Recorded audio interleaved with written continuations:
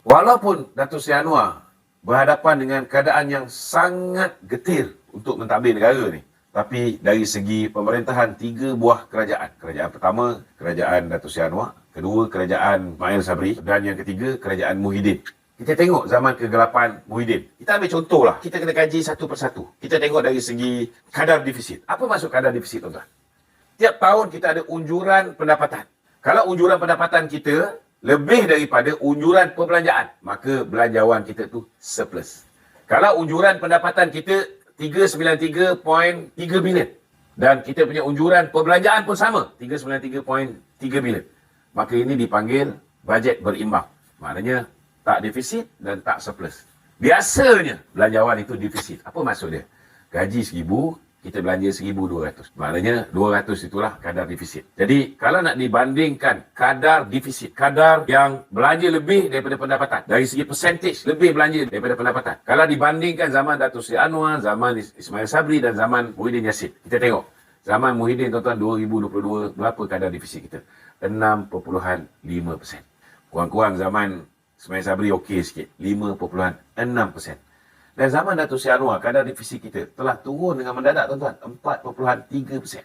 Dan Datuk Seri Anwar pada tahun sebelum beliau dipecat daripada UMNO, kita lihat era beliau itu, bajet kita surplus. Dan ini yang cuba dilakukan oleh Datuk Seri Anwar. Kemudian dari segi belanja mengurus, kita tengok keborosan kerajaan Muhyiddin Yassin. Dari segi belanja mengurus dia punya perbelanjaan mengurus dia 322.5 bilion ringgit. Belanja mengurus zaman Datuk Seri Ismail Sabri lebih kurang dalam 395.3 bilion. Lagi naik, tuan-tuan. Kemudian kita tengok juga dari segi kelebihan yang diberikan kepada sistem pendidikan negara. Zaman Datuk Seri Anwar lah yang paling banyak peruntukan diberikan kepada Kementerian Pendidikan, 58.7 bilion ringgit. Ismail Sabri baru 52.6 bilion dan zaman Muhyiddin baru 50.4 bilion. Dari segi kesihatan, walaupun kita tahu zaman Muhyiddin puaslah duit kementerian, duit kerajaan ini digunakan untuk beli vaksin dan sebagainya. Tetapi jangan terkejut, tuan-tuan. Di bawah pemerintahan Datuk Seri Anwar ini, peruntukan untuk kesihatan tuan-tuan ni paling tinggi. 41.2 bilion. Zaman Ismail Sabri baru 32.4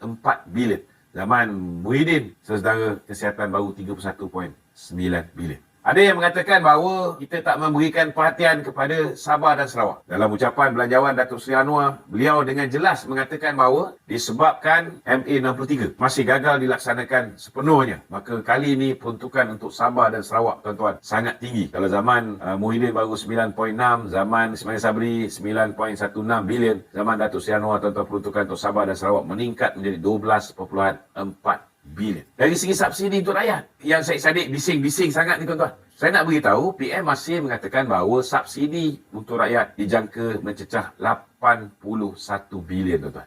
Ismail Sabri baru bagi 77.7 bilion. Dan yang korang duk sembang lebat sangat pasal Midin ni, Midin baru bagi 28 bilion ringgit, saudara. Kalau nak banding dengan Datuk Seri Anwar ni, dah hampir 3 kali ganda, tuan-tuan. Dari segi bantuan tunai, ada yang dulu kita panggil BRIM, ada yang panggil STR dan macam-macam. Zaman Muhyiddin, semua orang kena kencing ni, saudara. Kita dapat cuma 6.5 bilion bantuan tunai terus kepada rakyat. Zaman Ismail Sabri, alhamdulillah, naik kepada 7.8 bilion. Zaman Datuk Seri Anwar, tuan-tuan, dia memperuntukkan 10 bilion subsidi dan insentif petani dan nelayan. Paling tinggi. Datuk Seri Anwar bagi sampai 2.6 bilion ringgit untuk petani dan nelayan, saudara. Zaman Ismail Sabri baru 1.7. Sama juga dengan zaman Muhyiddin, 1.7.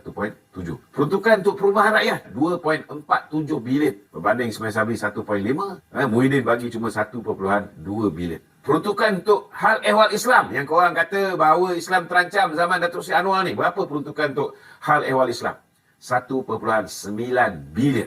Ismail Sabri bagi 1.5, Muhyiddin bagi 1.4 bilion saja. Bantuan awal prasekolah, saudara. Zaman Datuk Seri Anwar, kita peruntukkan sebanyak 788 juta ringgit. Ismail Sabri bagi baru 450 juta.